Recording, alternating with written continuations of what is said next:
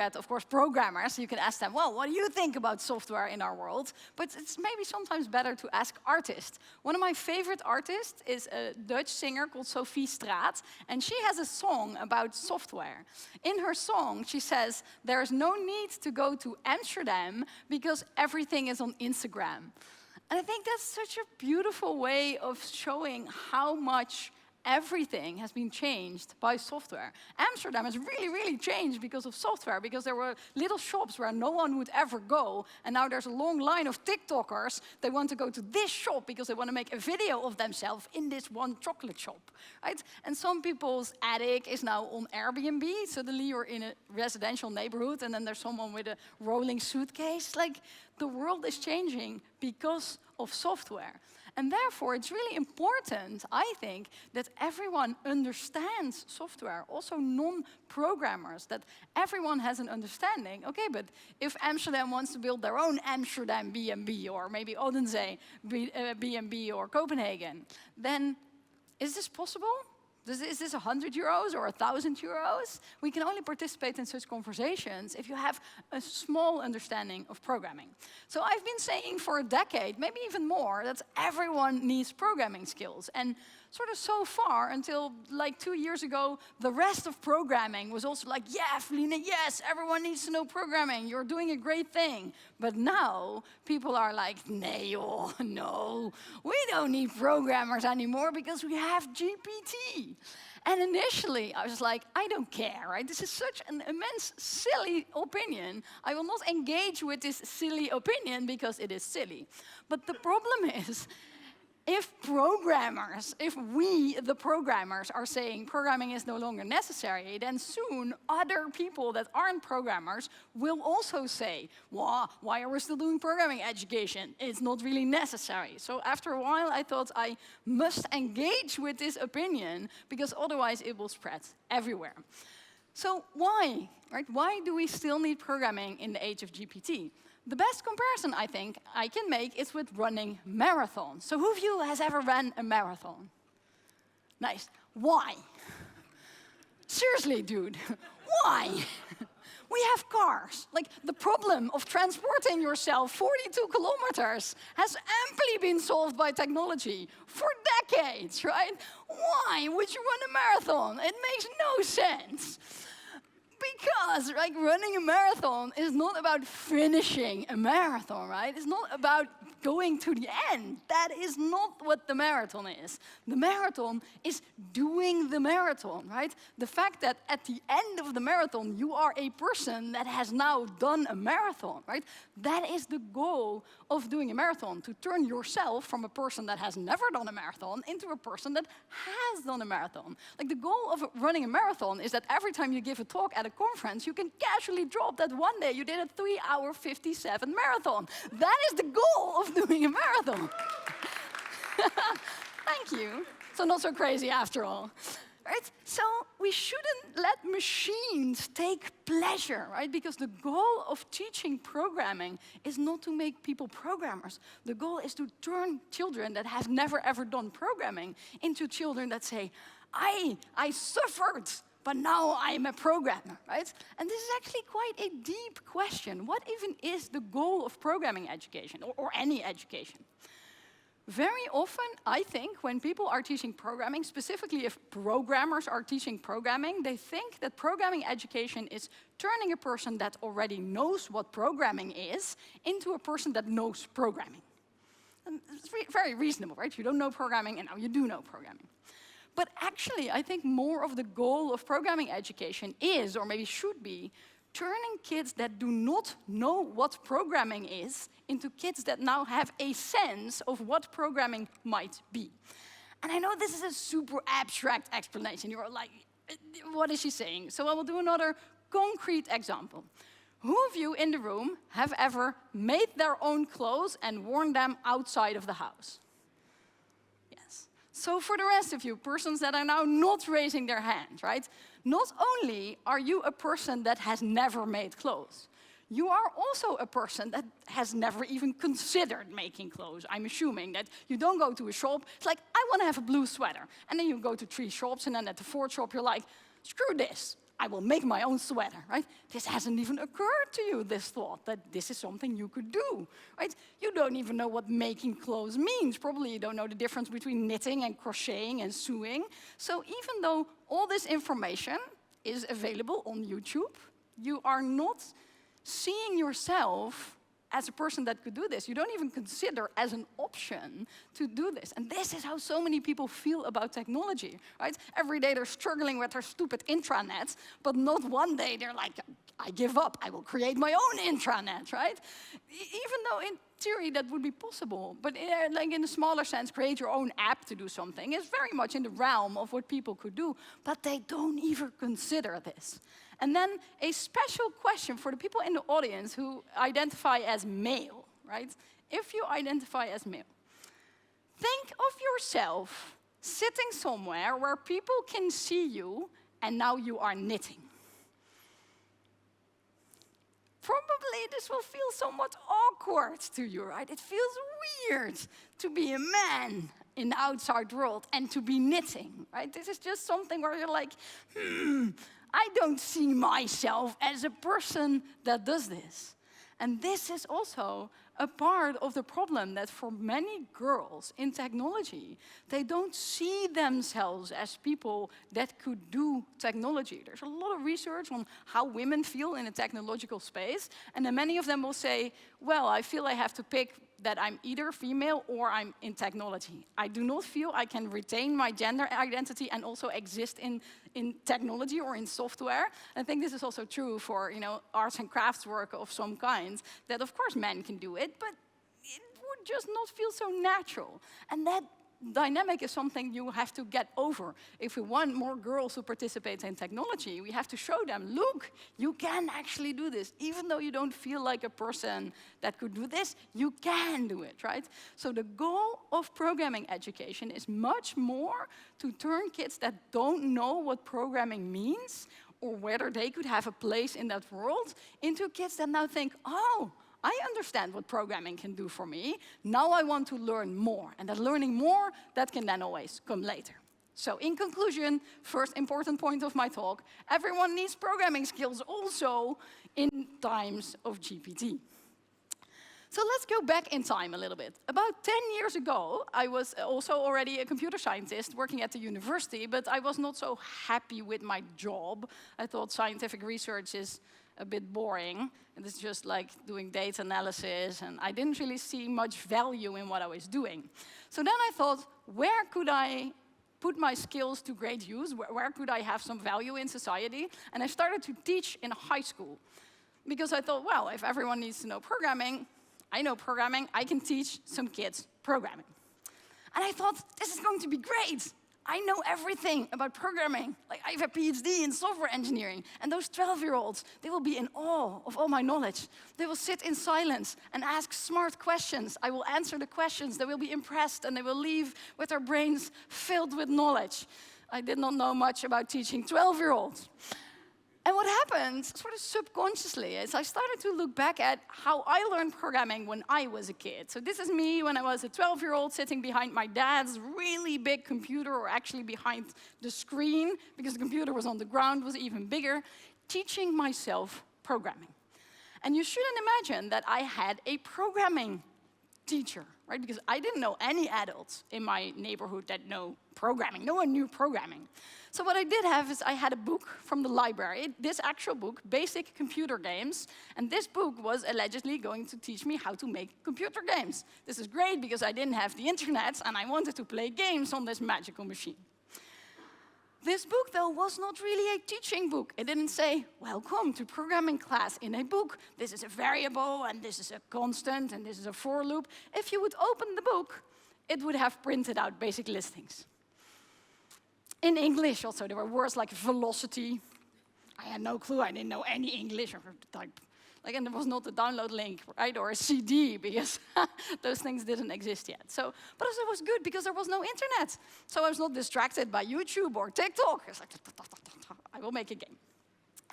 And if you make a mistake, the computer would be very, very helpful. Say things like syntax error, or expected comma or semicolon, or end of statement. I have no clue what this means, but of course, after a while, I figured out what it was doing. And this isn't just me. Many people of my age, people of the 80s that are now in their 40s, learned programming in this way. And therefore, we have maybe suffered some ideas about what programming is that are not so very realistic, right? It's nice, I'm very critical about GPT, but if you ask GPT what a hacker looks like before they wrote their first line of code, this is what you get, right? A boy in something that very much looks like a bedroom, right? This is about learning, but you don't get a classroom setting. You don't get a teacher.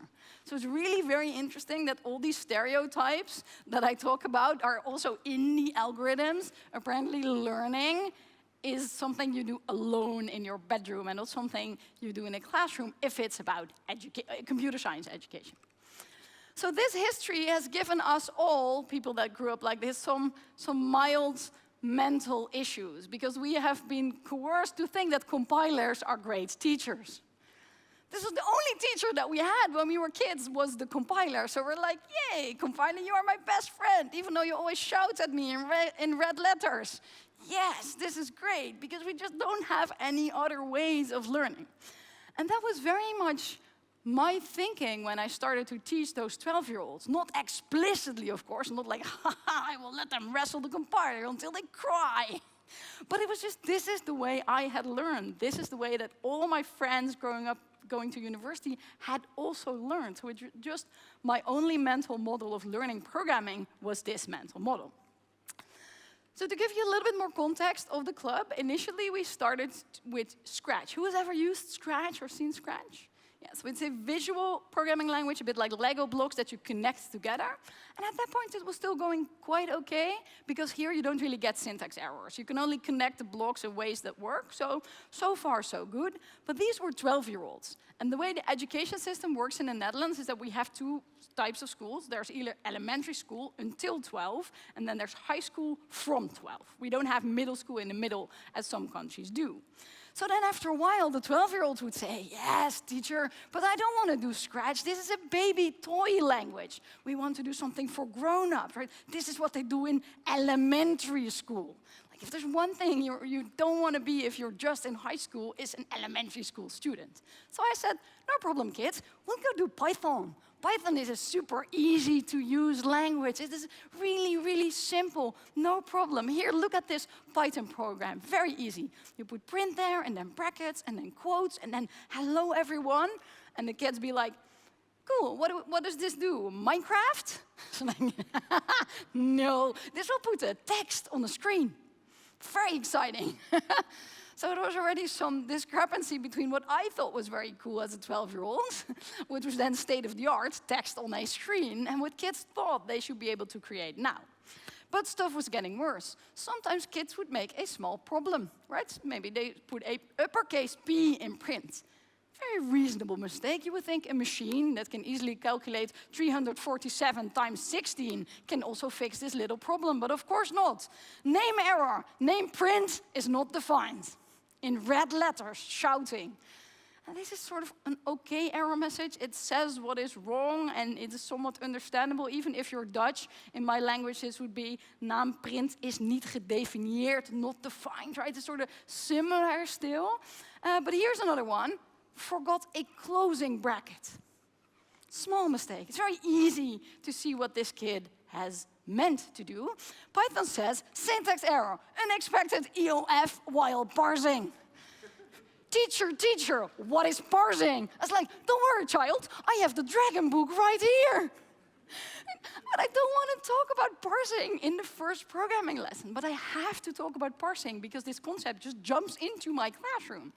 Here's another one. Teacher, I have learned from my previous mistakes. Everything is there. Print is lowercase, a bracket, a quote. There's nothing amiss. I swear this is perfect. Oh, but it isn't.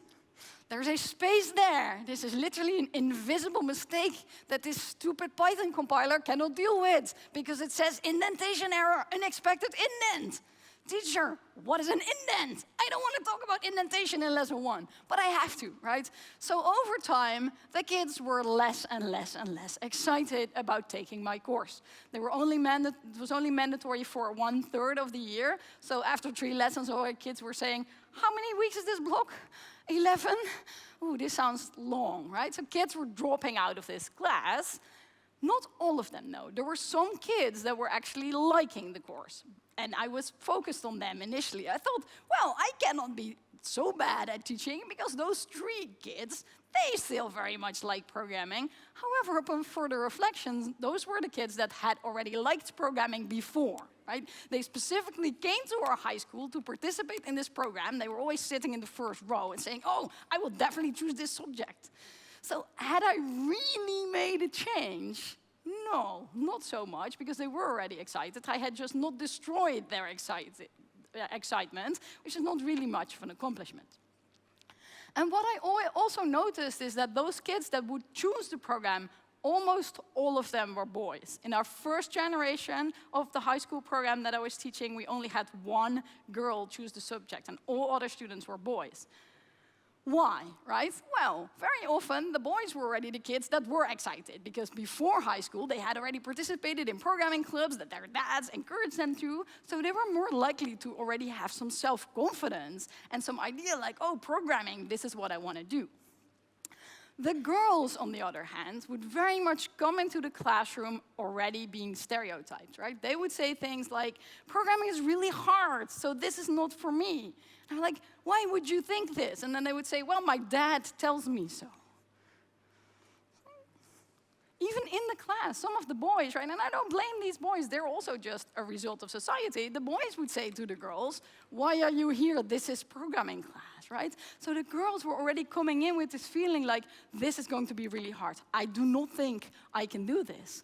Imagine this is your feeling, right? And then the first thing that the computer, this thing that you are supposed to conquer in this class, shouts at you is unexpected EOF while parsing. Then you're like, well, screw this, right? My dad was right. This isn't for me. So if we talk about inclusion in the programming community, we talk about many things, right? We talk about role models. I talk about role models all the time. I'm 1 in 3 female full professors in my whole department. So if there's something for girls, like, oh, Felienne, you go there, right? And it's really important to talk about this. But what we don't talk about is programming language design, right? I talk about feminism in programming language design now, and people bring out the tomatoes, right? People get really upset. They're like, oh, but programming languages are neutral.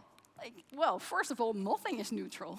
Secondly, programming languages certainly are neutral. Because if you know that the experience of girls is to be very insecure with programming, then suddenly, from that perspective, error messages must be better. Because otherwise, people with that experience, as I was witnessing in my own classroom all those years ago, are going to drop out. So then I got somewhat nerd-sniped, right? I was already not so happy with my day job that I was doing the rest of the week, and I thought, how do people learn, right? These kids in my high school, they can learn German and they can learn math, so clearly their brains are okay, but I cannot get them to learn programming. How do people learn anything? And it's quite weird that if you take a computer science program like I did as a student, no one ever teaches you anything about learning. See, I bring up feminism and programming language design, people start leaving. Sorry, man. So it's really weird. You go to a computer science program, and your professors will say, oh, we teach you Java, but then in the rest of your career, you will learn many other programming languages. That is great, sir. How will I learn the many languages, right? No one talks about learning in computer science programs, and I really wanted to know. So I started to read a lot about how people learn anything, helped with colleagues from the psychology department. And this is now a very funny story, because the university I was at then was not so very happy with me, because they said, well, what you are doing is not really computer science, being so interested in psychology. We would rather have you search for another job. So now everything was fine in the end. But at that point in time, I was not so happy, because I was like, I must know psychology to do more computer science, right? This is a necessary path for me, but my supervisor was not so happy. One of the things that I learned from learning, which is very obvious if you know anything about learning and children and motivation, is that if we teach language, like imagine you have a 5 or a 6-year-old and they write this. Would you say, error, unexpected floating eye? Probably not, right? If we would teach like this, you would see how kids would get disengaged with learning writing, right? We will, if you do this, you'll say, well done, buddy. Most of those things are actually letters. Here's a sticker, right? You see the difference in accommodating learning and motivating the small victories versus the Python interpreter, right? And then this goes slowly. So first you have letters, and only if you manage the letters, we say, oh, well, maybe now do words. And then after a while, we say, hey, now that you know words, you can also do sentences, right? And then you can make longer sentences. So you have this language system in which slowly the rules change. And they accommodate more syntax rules, but also more concepts, right? The concept of a word is added after the concept of a letter, and the concept of a sentence is added even later. And I thought, wait a minute, I have a PhD in software engineering. For my thesis work, I actually developed programming languages. I could make a programming language that also works like this. Like, I will do this. So that actually became the Hedy programming language that you see here. So in Hedy, we have different levels. And in the first level, you can just print something on the screen with only the word print. So no brackets and no quotes. This is not necessary. You just say print hello, and then it prints hello. Magic, right? Because you don't need parentheses if you only have one argument. It's not necessary to have them there. And as I also said in the beginning, kids were not really excited about just having text on a screen. Text on a screen doesn't really explain what programming is for. They would say, well, I can just open Word and type hello in words. Why would I put print there? And that's a good question, because also a lot of programming education leans on the assumption that kids want to learn programming. And if you already want to learn programming, it doesn't matter what we're doing. But if you're like, I don't know if I want to do this, you have more responsibility as a teacher to explain why you would do this. So from level 1, we actually instill upon kids the idea that you make a program for a user, which is sort of a revolutionary idea in programming, right? Because a lot of programs normally in introductory programming aren't made for a user. They're like, oh, let's print all the prime numbers. No one needs that, right? There's no one desiring this program. Whereas we have the command ask and echo, so you can ask something and you get a nice pop-up saying, hey, how are you? And then echo repeats that answer. Oh, so you are great. So it's like, oh, I create a program and then someone can use my program. And then slowly, like in language learning, we add more concepts. So this is level 2, and in level 2 we introduce a variable. So you say name is Felienne, print hello name. Now some people might go like, syntax error, problem, but wait, stop. One of those things is a variable in line 2, and the other one is a string value. Oh no, how will this work? Well, it just works, right? The parser and the interpreter do the work so that the child doesn't have to figure out what is a string and what is a variable. And thus we free up mental space to actually focus on the idea of a variable. The idea of a variable is you put a value in the computer, and if you need it later, you can retrieve it. And just to compare, right, if you want to do this in Python, this is what you would have to do. And some of the kids, when we were still doing this in Python, they just couldn't get through this syntax barrier. They would only be fighting with the parser, so never would they be at the point like, oh, I see what's going on. We are storing a value. They would just be like, okay, finally it has stopped shouting, moving on. So just the difference between the focus on the concept and the focus on all the syntax was really quite big. And then after a while, of course, well, we build up to Python, so then we do add the quotation marks. In level 4, we say, okay, well, this was like baby Python. Now, new rule, you have to put quotes around words. And if you forget it, we actually have quite reasonable error messages. Be careful. If you ask or print something, the text should start and finish with a quotation mark. And you forgot that for this text. So it's really clear what is the mistake and what you should do. And the smallness of the language is not just good for the kids. Actually, the fact that the language is so small makes it easier with a small grammar to have more good error productions. And then at the end, we build up to Python. So this is level 18, which is a syntactically valid subset of Python. So it's really like trainer wheels on a bike. It's like, hey, this is a real bike for adults. We just have you a little bit of help. And at the end, we take off the wheels, and then you have an adult real bike. Right? Python is a real language. It's not a toy language. So that really made sense. So after a while, when I had implemented a first prototype of this, not as smooth, like it didn't have a nice CSS. It was just a plain HTML website with 3 levels and no syntax highlighting. It was not so impressive, my first prototype. But with this first prototype, still I went to the school and I said to kids, okay, let's try this new system. Forget about Python, fresh generation. Okay, some of the kids I have mildly destroyed in previous generations. I am sorry. Fresh bunch of kids, now we will do Hedy.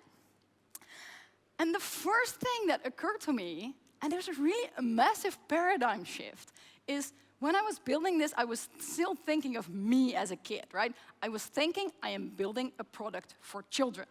But when I was teaching with it as a teacher, I thought, this is so good for teachers. Because in the old situation, you have 30 12-year-olds in Python. So they all have a syntax error. They're like, teacher, teacher, teacher, everything is broken. So I was running around, right? And even if you're a good programmer, they make silly mistakes. So then I have to like, oh no, too many brackets. Oh, I don't know. What were you trying to do, right? And this takes maybe 2 or 3 minutes per child. And then there's 29 more of them hanging on the chandeliers.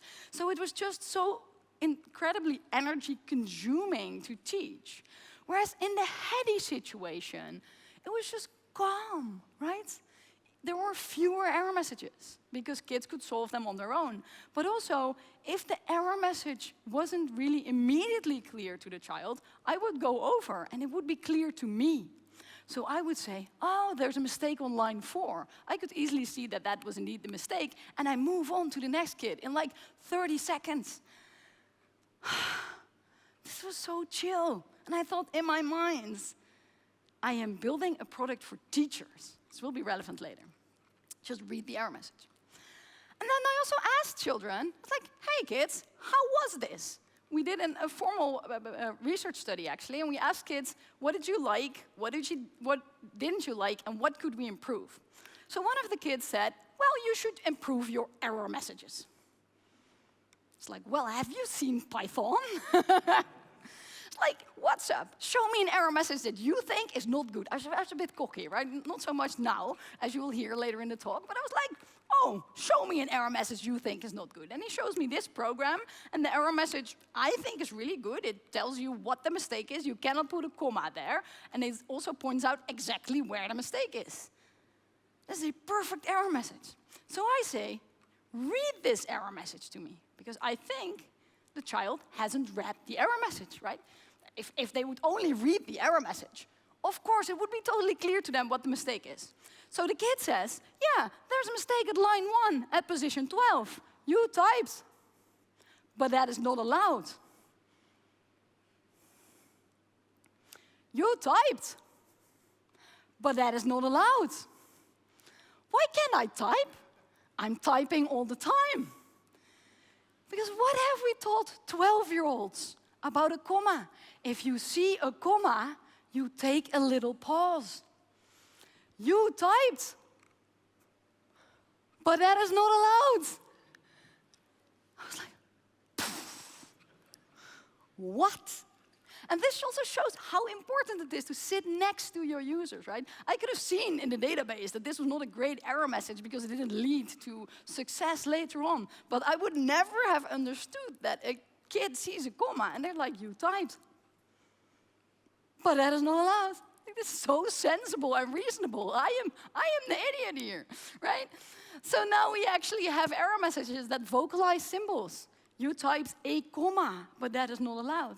And the weird thing is that even though I designed this for 12-year-olds, I actually also like this. If I see error messages now, if I'm programming in Python or a TypeScript or whatever, I also don't like to mentally translate these symbols. It still takes me a little bit of energy. Maybe not so much, but still takes me energy. What we also noticed, and this was interesting, mainly happening not in my classroom, but in the classroom of other teachers that were teaching other groups of 12-year-olds, that my other teacher was saying, yes, they learn how they should do it, but then they ask me, teacher, what should we build? What do I say? And me, again, a person that learned programming the way they did, I said, well, you could tell them to build whatever they want. Programming is like a box of Legos, and you can build to your heart's desire, and you will never run out of building blocks. This is amazing. This is a useless answer, Hermans. It's like, I don't have better answers, right? And the interesting thing here was, again, that there was such a gender difference in the children. That boys and men in general do not like to read explanations. They like to try out things, right? If you have a new microwave and you're in a man-woman relationship, then the man tends to throw away the manual and just tries to press buttons, right? And then the woman says, why have you thrown away the manual? I was going to read that. This is a little bit of a stereotype, but by and large, this is how people interact with technology, maybe caused by the fact that women have lower self-confidence in technology, right? So maybe they need this manual because they want to make no mistakes. Girls tend to not like this. So if we have this perspective on programming saying you can build whatever you want, again, this is not the type of thing we talk about if we talk about inclusion and diversity in programming, but still, this is very important.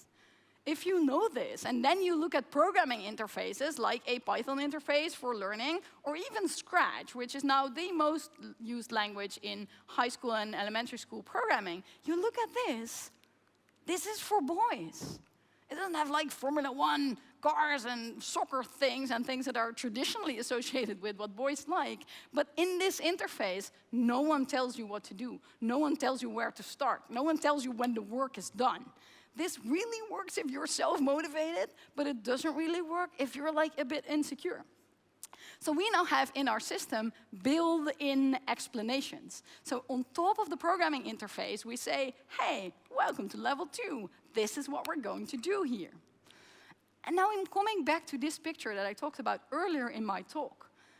If you have kids that don't know what programming is, more likely going to be girls or kids coming from families without computers, then this is really where explanation matters most, right? Because you don't know what you don't know. You don't know what you want to learn. There you need this explanation, and there you need teaching. Imagine again, you want to make a sweater, right? You need someone to tell you the different options you have, like what is sewing and knitting, before you can get started. In the other part, if you already have some sense of what you want to build, that's more the scope for learning, right? Where you are learning rather than necessarily being taught. And what I realized much later in this process is that tools that are meant for learning are not the same as tools that are meant for teaching. A programming interface that is meant for teaching really needs to focus on this first part, on getting kids in this space where they know what's what. But whereas tools for learning can help kids advance. And then this made me, again, reflect on Scratch a bit more. Not only is it more for just younger kids because the younger kids like it more, this interface also doesn't really encourage teaching. Maybe even more so if you have a tool for learning and some kids in your classroom are learning but others are still in need of being taught, then it's very likely that only the kids will advance that already know what they want to build, and they build these massive programs, whereas the other kids don't really move ahead because they're stuck in the state, teacher, teacher, what should I do? So what we also have now in our system is the ability to block levels. So as a teacher, you can say, we're not going to do all the exercises today. We're only going to do these exercises. And you cannot advance to the next level because this level is locked. And this keeps the children more together in a cohort. And of course, maybe this is at the detriment of kids that already know programming. But more and more, I'm realizing that kids that already know programming are not really my responsibility. They already like programming, right? They're going to be fine. There's nothing I can do to destroy their love of programming if me as a 12-year-old is any indication. I should focus more on the kids that don't know programming yet. Kids that have already finished everything, they can go do their German homework or do something else, right? It's not good for them, maybe even to do more programming, but certainly isn't it good for the other kids. So then coming back to this experiment, right? I asked kids, what should we make better? They said the error messages. Okay. Anything else? Yes, they said, there is more, teacher. We would also like to program in Dutch. It's like, why? You Dutch 12-year-olds, right? You're supposed to be really, really good at English, aren't we? Maybe also together with the Danish, people in the world that aren't English speakers but are still really good at English. They were not so impressed by this argument. And they said, well, you made this. Why did you make it in English? Why didn't you make it in Dutch? Well, to be honest, I didn't even think about it. This is the truth to God, honest answer. I didn't even consider building a programming language that wasn't in English. Right? Why? And then this, of course, led me to an interesting question. Why are programming languages in English? And one reason that programming languages are in English is that programming languages are in English. Because everyone that's now participating in decision-making about programming languages speak English, because that's the only context where these decisions are being made. Either people already knew English because they're English or American, or they learned English through programming or next to programming. So everyone that's in this debate already speaks English. And another reason, and this is, I could do a 2-hour talk about this slide. I will try to limit myself to a brief conversation. The other thing that people worry about, they say, well, but what if you program in Spanish and then I program in Turkish and then we will not be able to understand each other? This is a problem. And I don't disagree this is a problem. Yes, this is a problem. But this is actually not a very hard to solve problem. In Hedy, in fact, we take programs from one language and we parse them and then we pretty print them in another language and we use machine learning to translate the variable names. This is not a very hard problem. But it is so interesting. I have never had a person come up to me, say, hey, that's an interesting problem. You know what? We should solve this with programming. People say, oh, this is a really hard problem. Hands in the air, we give up. But wait a minute, aren't we supposed to be interested in these type of problems? Aren't we the community that thought, hey, you know what would be interesting? If we make a programming language that only uses white space. Wouldn't that be a fun challenge? So why do you think that is a fun challenge? But why don't you think it's a fun or unsolvable problem to take one program and translate it into a different natural language? This is somehow an unsolvable problem where everyone goes like, no, no, no, but that is too hard. We give up. We can have 6 Mars rovers on the moon running on software, but translating a Turkish program into a Swedish program, no, no, no, no, oh no, no, this cannot be done. It's such a weird argument. Anyway, I said I would keep it brief. So it's not so very hard, actually. Once I had convinced myself through the 12-year-olds that this was a problem that needed to be solved, it's not so very hard. Because you can actually just say, well, instead of having turn, which is the English word, we just have the word draai. We just translate it in the grammar, and then it actually works. This was relatively easy. And the interesting thing is, at that point, Hedy exploded as a project.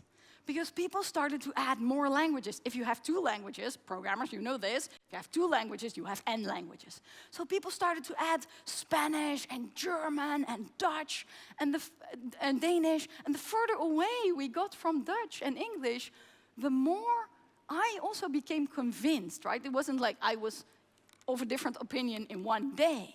First it was like, oh, in Dutch, print is print. But then in Spanish, print is imprimir. This is farther away. I see how that's a barrier. And then maybe in German, drukken, oh yeah, that's really a different word. So then I did something really dangerous. I started to feel really good about myself. You should never do this. I was like, oh, look at me. Ain't I a great programmer? I made this multilingual programming language. Oh, we have 20 languages. I am great. Yes, don't do this. It is dangerous. Because then you always have friends that hold you to high standards. I specifically have a friend who's from Palestine, and he said, so, Hermans, so impressive. These Latin languages going from left to right. Very well done, you. What about Arabic? Dude, that cannot be done. I was like those people, I just like give up. No, Arabic, this cannot be done. But then of course you start thinking about it and you're like, yes, of course, like, imagine you're teaching in Palestine. And then you're like, welcome to programming class. We start with print, P-R-I-N-T. And the kids are like, what is a P? How is a P different from a B and a D? Sort of the same thing, isn't it? So yes, of course, this is such a sensible question. So I came back to my friend Aladdin. I said, yes, you are right. After all, this is easier to learn. And then he said something really interesting. He said, yes, it is easier to learn, but that's maybe not even the most important thing. You know, we Arabic speakers, we can actually deal with your alphabet because, you know, you violently spread it everywhere, so we're sort of okay with that. It's not so much about learning, right? It's like, okay. He said it's much more about the usability, because he said, if you use a computer, you can only use a computer in one alphabet at the time, right? Either your keyboard is Arabic or it is English. It cannot be the both of these things. So if you're using Arabic texts, like because you want to say marhaban, right? You want to say hello in your own language, but you have to use English keywords. You have to switch keyboards. So you have to do print with an English keyboard, switch to Arabic, either with a mouse click or with a button press, and then type marhaban. And then you have to do this all the time. If you have a program that's a little bit bigger, then you have, if your name is Hedy, right? You have to switch all the time. Switch. Super annoying. This breaks your flow. And he said that is much more the issue than the learnability. And I thought, wow, this is really a perspective me, a Westerner, would never have been able to come up with in other ways than having been told that, right? This is, again, much about learning and teaching. And I think this is a very good argument in favor of local keywords in other programming languages, even that aren't for learning, right? Of course, a lot of your strings and a lot of your variable names here are going to be in Danish. In the Netherlands, they're in Dutch, because that's the domain language. If you're serious about doing DDD and you work for a Dutch company, then they're going to have domain concepts in Dutch. So that means you have to switch keyboards all the time if those domain words are in a non-English language. So I think I'm now convinced that more programming languages should have local keywords. So we had Arabic letters. I actually put this in Hedy. It's like, wow, here, we did it. Now you can use the turtle. We also have a drawing turtle. Yeah, you can use a turtle, and you can put Arabic keywords there, and then look, it just works. So it was like, again, I was very happy about myself. It's like, yeah, look at me, I'm great. And then Aladdin said, can we also add Arabic numerals? I was like, what? These are Arabic numerals, right? Right? They're literally called Arabic numerals. They are there. He was like, yeah, I know they're called Arabic numerals, but Arabic actually uses different numerals. Again, teaching versus learning. I could have gone on the internet saying, what are Arabic numerals? And this was before GPT, so I would have gotten the correct answer also. Maybe now you'll actually get my numerals. I could have done this, but I didn't because I was ignorant and I didn't know what I didn't know. But this is also an interesting reflection on our culture. Why didn't I know? In my country, it's actually mandatory for 12-year-olds to know Roman numerals. It's in the law, so you can converse with clocks and buildings. This is an important part of our culture. But this is a language that 300 million people use, and then no one tells me this. And not just in elementary school. I took like 5 compiler courses in university. None of them talked about digits in anything else than 0 to 9. I checked the Dragon book. They just say digit, my 0 to my 9. Nowhere do they mention there are like 50 different numeral systems, right? How are we so ignorant? So I was surprised, right? I was like, oops, I didn't know that. And then I also, again, got interested. It's like, oh, Arabic numerals, would they work? Right? If Hedy actually transpiles to Python, so it's like, well, if I just generate Python with Arabic numerals in it, will it work? It does not work. You get an error message saying invalid character. Oh, then those numbers that you use for your entire life, all 300 million of you on the planet, invalid character. It's like, wow. And it is not just Python, right? You can say, oh yeah, that Python is not really a good language. It's Python. I checked the whole top 10 TIOB. None of them. Spoiler alert, none of them. Here we go. This is C. This is C++. This is Java. This is C#. I think this is what Umbraco is made with. Yeah, it doesn't work. The build failed. JavaScript, invalid or unexpected token. At least it's maybe just unexpected rather than invalid. It was unexpected to me, so fair enough, JavaScript. This is Visual Basic. The build failed. This is PHP. PHP is nice. It tries to help me. The use of an undefined constant, we have assumed this is a string, and then it still fails. Thank you. You did your best, PHP. This is SQL. I had my hopes up for SQL, because I thought SQL is a language made for dealing with data, and data exists in so many different systems. No also fails. This is assembly. It was not so easy to create a program for me in assembly that adds two numbers. It was like 25 years ago in university when I last used assembly, but of course it also fails. All of it fails. Not Hedy though. We do not fail. We succeed. Look at this. We can just add numbers, and then they get an output in Arabic numerals. You can also have a for loop. So this is like for I in range. And then you think, that is a weird range. 1 to 0. That is not 0. That's Khamsa. That's Arabic 5. So this has 1 to 5 in Arabic. This just works, right? But insofar as we know, we are sort of the only programming language that even has numerals in the system that work, and you can also combine them, and you can have multiple different numerals work together. And this is such an incredibly low bar, right? These numbers, sure, they are not in your grammar used for anyone else, for anything else, because no one knows about them. So they're definitely not going to mess with the parser if we would just also allow these numbers. It costs you hardly anything, and then still it doesn't work. So, to sort of wrap up the talk slowly, my programming language that I created as a small side project for my own use in my own school sort of exploded into a ginormous open source project. We're now actually a standalone nonprofit. We employ a few programmers, and we're available in 54 different languages, and we have about 500,000 users every month. Thank you.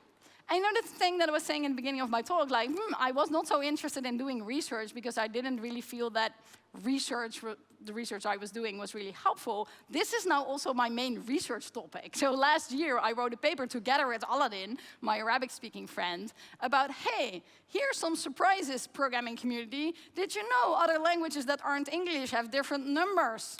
And they have diacritics on the letters, and they have gender. All of those things that you've never thought about, they are also not so well implemented in all sorts of grammar and traditional frameworks for creating grammars and parsers and compilers. So this is a framework of 12 different things in programming languages that could be localized, sort of to help other people also localize their languages if they want. So at the end of this talk, I want to talk a little bit about the future, right? Where do I hope programming language design will go? But before talking about the future, it's often a good idea to also consider the past a little bit. Let's look at writing. A long time ago, not so many people in our culture could read and write. In our Western culture, this was mainly people from religious backgrounds. And this really shows in the type of writing that was done at the time. Bibles, right, and religious texts. And then a little bit later, more people could do writing. But these were mainly men, and mainly the elite in societies. And you could see this by the type of writing, the type of things we know about, is much more likely to be people writing in the upper class and men than other people in society at the time. And then a little bit later, or almost now, everyone can write. And there's such a great world that we live in that everyone can write, right? We don't imagine how amazing that is often enough. So people can write love letters, and they can write pamphlets like, Shell, please stop destroying the planet. You can put this on a sign and then go everywhere. Like, ceasefire now, right? Text is such a valuable weapon that you can use everywhere. And once you know text, once you know writing, no one can take it from you. It's really quite amazing. And then let's look at programming. So a long time ago, not so many people could program, mainly scientists, physicists.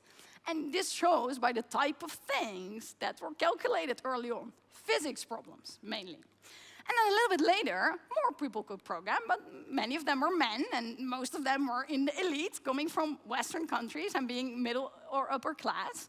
And then we are sort of here, right, where A little bit more people are programming, but definitely not all of them. And I'm sort of looking forward to this world in which more people can do a little bit of programming, so that you can make an app for your lover to give them nice compliments at random all the time or something. Or you can actually do some data analysis to once more show that Shell is actually destroying the planet. Okay, once more, here's my spreadsheet. Please, can you stop all killing? Yes, that would be nice. So it would be great if we live in this world where more people know programming and they can use it for good. So I'm somewhat optimistic about this world. But I'm also somewhat pessimistic about this world. Because if we look at software today, it is not so very inclusive, right? The whole stack of software is filled with problems, sadly, right? Why do all the voice assistants have female voices? Why? And then also, at the same time, they work less well on actual women's voices because they're not trained so well. Who's on Strava? This is a sport app where you can, a few people, friend me, you can check out my 3-hour 57 marathon. Strava allows you actually to track your equipment. So you can say, oh, I go on a run with these shoes, and then after 400 kilometers, it says, oh, your shoes are wearing out. Strava allows you to track shoes. Strava also allows you to track bike parts, 35 different bike parts, like wheels and a chain, I imagine, things that are on a sports bike, 35 different parts. Strava does not allow you to track your running bra. It is not in there. So it cannot warn me, oh, this bra, you've worn this for 400 kilometers, maybe you should buy a new one. Like half of your users is probably female. How are there 35 bike parts in there and no bras? This is crazy, right? Who is building this? Like Airbnb, Uber. Whose neighborhoods are they in? Whose livelihood is being threatened by those apps built by rich people on the other side of the globe, right? Who's participating in building software? And I'm not even talking about gender bias in GPT or racist face detection. This whole stack of software is just filled with problems. And of course you could say, yeah, Felienne, the world is filled with problems. The world is racist and sexist, so is software. This is true. But then, what does this stack of software lean on? Programming languages. This is the top 20 of most used programming languages. Top Tiobi again. Here are only the languages. All the gray ones are made by Western men. The blue ones, oh, are the blue ones women? No, no. The blue ones are non-Western men. Ruby is made by a Japanese man, so you can debate whether that's Western. And R is, one of the two founders of R is a Pacific Islander. So this whole stack of software is only made by people with a certain perspective on the world, right? And I'm not saying it's the wrong perspective. Some of my best friends are white men. It's just a very limited perspective, right? If you look at C++, if you look at this, like, who is this made for? Well, certainly not non-Western people, because you have to put the 0 there, right? Not suffer, which is Arabic 0, or any other of the numbers. It has to be our 0. Certainly, this is also not made for people with a visual impairment. There are actually many blind programmers. Imagine you use a screen reader to read this. STD, : C out, smaller than, quote, hello world, exclamation mark, quote, semicolon. It's just not made to be consumed with a screen reader. And again, this lived experience of women is not in this programming language. This is the language we teach in my university in Amsterdam. If you would design a language knowing that your first-year students, if they're female and they're 18, already for a decade have been hearing from everyone, programming is hard, programming is not for you. This is going to be not easy if you study computer science. And then we show them this. Like, what does this do? Minecraft? No, it puts text on the screen. Why? Why is all that fluff there, right? This design reinforces the notion that programming is hard. And it has not incorporated the lived experiences of so many people, not just women, also kids coming from families where there's no computers, that programming is hard. So there's nothing wrong necessarily with this, but it hasn't thought, how do I make a language that is not intimidating? Because it was made by people like me, even though I'm female, right? It's not only all women are like this, but it has been made by people who think, ooh, programming languages, I will learn this later. If I'm older, I will build one, right? It's made by people that love this complexity, or that at least aren't deterred by the complexity. So if you're not convinced by my social justice arguments, I get that.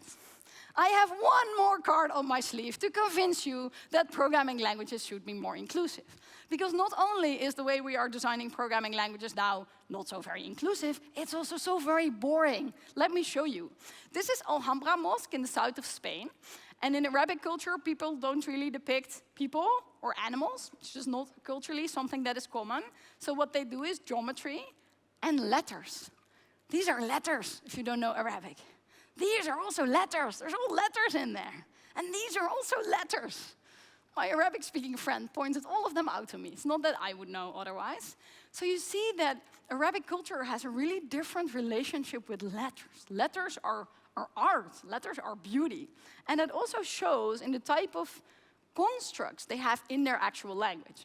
So what you see here in red is called a tatwil character, which is a little bit like an underscore.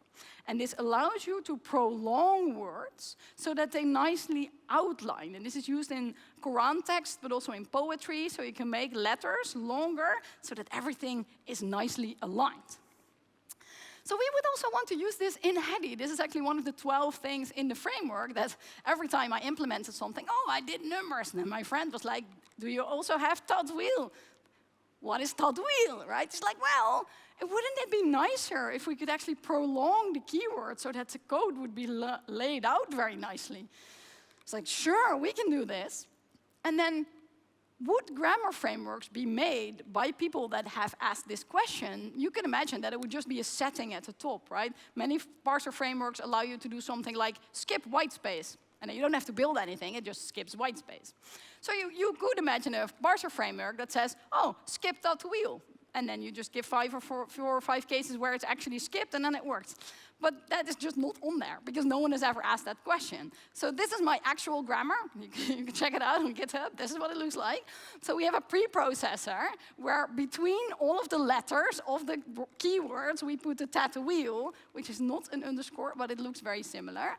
And if you have a careful eye, and if you have decades of exposure to regular expression, you will also see that it's laid out wrong, because the editor here gets messed up between the different reading orders. Anyway, if we've done all this work, now we can turn this program into this. This should convince programmers that you care about nicely organizing your code. Look how nice this is. This is just meh. This is, it looks amazing.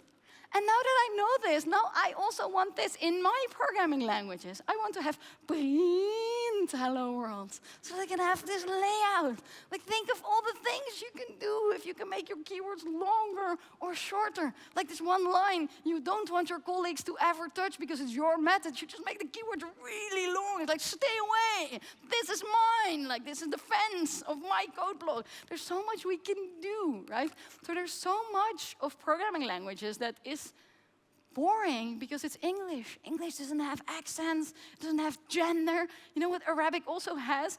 Different multiples for 2 or more. That's a different word. It's in or ein at the end of a word. So you could have in a for loop, you could express in the keyword if it's 2 or more. All of these different things that we could maybe be interested in. We don't have that because English is so boring, right? So not only are we excluding people, we're also just robbing ourselves of this, out of all these cool ideas. So that was my talk. If you want to learn more about Hedy, you can go to hedy.org/join, where you can see how you can add more languages or more translations. We're free, we're open source, so if people look for a nice open source project to contribute, definitely check out our website.